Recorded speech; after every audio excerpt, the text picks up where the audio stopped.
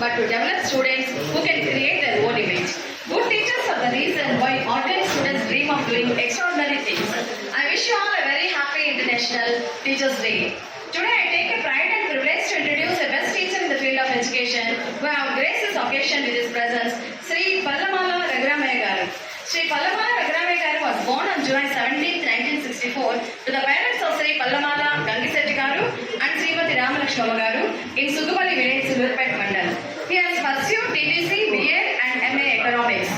He joined his first appointment as secondary grade teacher in Onnapadu FEP School on August 12, 1989. He got promotion as school assistant in social studies and joined in LPUP School under Mundala village in the year 2015, March 15th. At present, he is working in Crossing Guard LPUP School. Sir is a good artist. When teaching the lesson, that he draws the diagrams on the board and explains to the students clearly. He has much patience, smiling face, self-confidence and obedient, and is well-talented person. Sir was selected as State Best Teacher Award. He was awarded and felicitated by former Chief Minister Sri Nara Chandrababu Naidu Garu. Sir's better half's name is Sri Sudarshanama. His daughter's name is Sujata. She is working as bill collector in Panchayat office at Kovur, Nellore district. Sir has one granddaughter named Kirtana and grandson Banu Pradeep.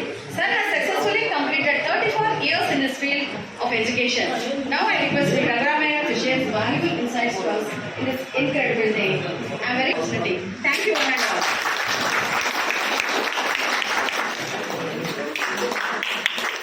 Okay.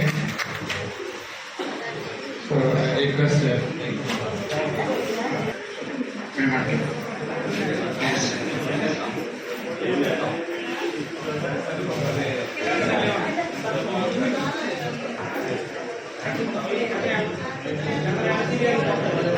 ఇద్దరు ఒకసారి సన్మానం చేస్తున్నారు.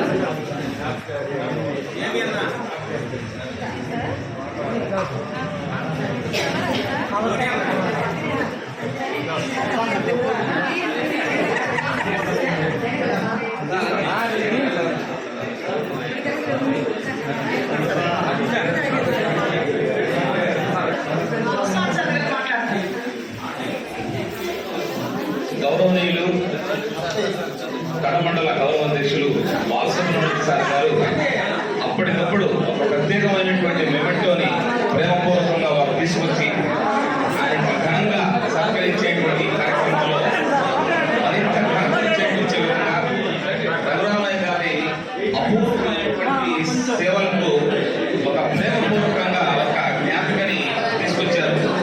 వారికి ప్రత్యేకమైనటువంటి అభినందనలు తెలియజేస్తున్నాం. Thank you sir. Thank you sir.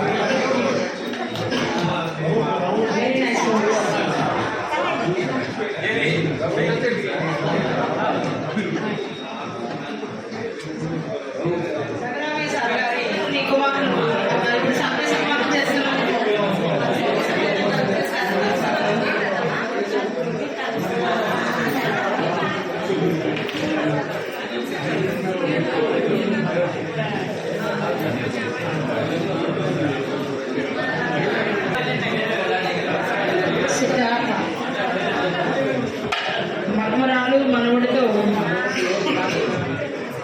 సన్మానం చేసుకుంటున్నారు. Thank you.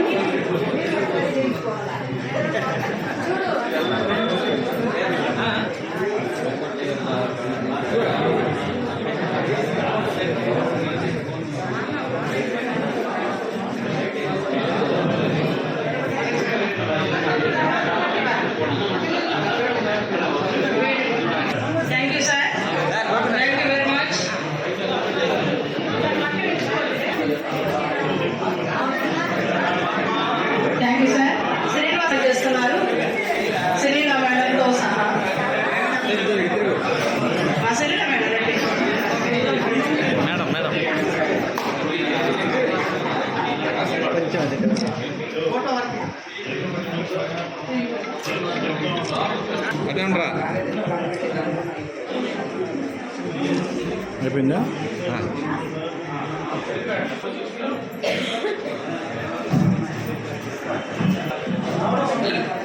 లయన్స్ యాజమాన్యానికి ఇక్కడ చేసిన సన్మానానికి ఉపాధ్యాయులు శ్రేయోభిలాషులు స్నేహితులు అందరికీ వందనాలు.